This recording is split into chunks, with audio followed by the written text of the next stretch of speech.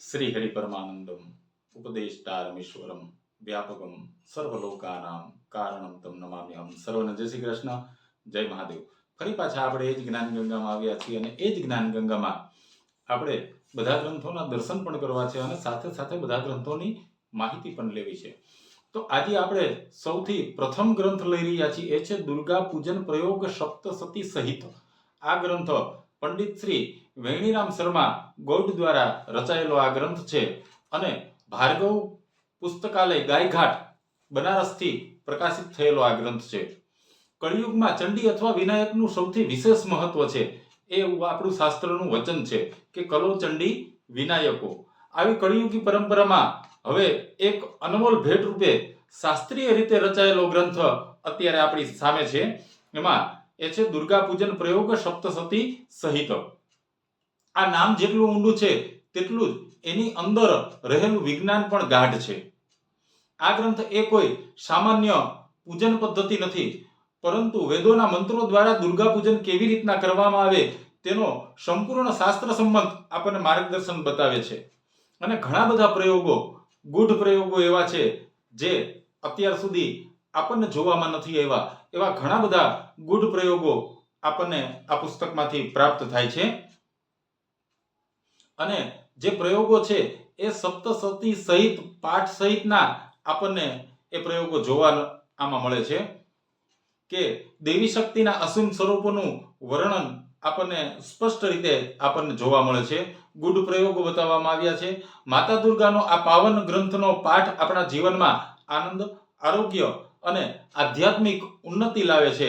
એ છે દુર્ગા પૂજન પ્રયોગ સપ્તસતી સહિત। ત્યારબાદ આપણે જે બીજા ગ્રંથના દર્શન કરી રહ્યા છીએ એ છે અથ ગણરત્ન મહોદધિ। આ ગ્રંથ પંડિત શ્રી વર્ધમાનજી દ્વારા રચાયેલો આ ગ્રંથ છે, જેમાં પાણીનીય વ્યાકરણના વિવિધ ગણ શબ્દોનું કાવ્ય રૂપે સુંદર વર્ણન કરવામાં આવ્યું છે અને સરળ ભાષામાં એના અર્થ પણ આપવામાં આવ્યા છે।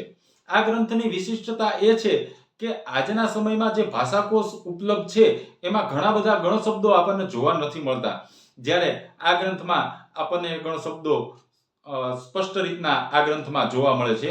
આ ગ્રંથમાં કુલ 8 અધ્યાય છે, જેમાં પાણીનીય અષ્ટાધ્યાયી ક્રમને અનુસરીને ગણો નથી રજૂ કરાયા, પણ વિષય ક્રમ પ્રમાણે આ ગણ શબ્દો જુદા જુદા અધ્યાયોમાં આપવામાં આવેલા છે।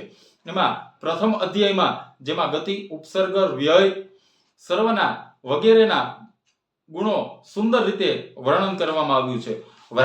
વ્યાકરણ શાસ્ત્રનો આ અદ્ભુત ગ્રંથમાંથી આપણને ઘણું જાણવા, જોવા અને શીખવા મળે છે। એ છે અથ ગણરત્ન મહોદધિ। ત્યારબાદ આપણે જે બીજા ગ્રંથના દર્શન કરી રહ્યા છીએ એ છે વાસ્તુ દોષ કારણ નિવારણ। આ ગ્રંથ શશિમોહન બહલ દ્વારા રચાયેલો આ ગ્રંથ છે અને રાધા પોકેટ બુક્સ મેરઠથી પ્રકાશિત થયેલો આ ગ્રંથ છે। આજના સમયમાં દરેક વ્યક્તિની ઈચ્છા હોય છે કે તેનું સુંદર ઘર હોય અને શાંતિમય એ ઘરનું વાતાવરણ હોય। વાસ્તુશાસ્ત્ર એ ફક્ત ઘરની દિશા અને દરવાજા નક્કી કરવાનું વિજ્ઞાન નથી, એ માનવી અને એના જીવન વચ્ચે સુમેળ લાવવાનું એક સાધન છે। આ ગ્રંથમાં ઘર બનાવતા પહેલા એના માટી પરીક્ષણની વિધિ છે એ પણ આપેલી છે। ત્યારબાદ વાસ્તુશાસ્ત્રમાં ભૂમિનો આકાર, એની દિશા, માટી, મકાન નિર્માણ અને તેના શુભ અને અશુભ ફળ એનું વર્ણન આપણને આ ગ્રંથમાં પ્રાપ્ત થાય છે। ત્યારબાદ વાસ્તુશાસ્ત્રનો અર્થ શું થાય એની સંપૂર્ણ માહિતી આપણને આ ગ્રંથમાંથી પ્રાપ્ત થાય છે।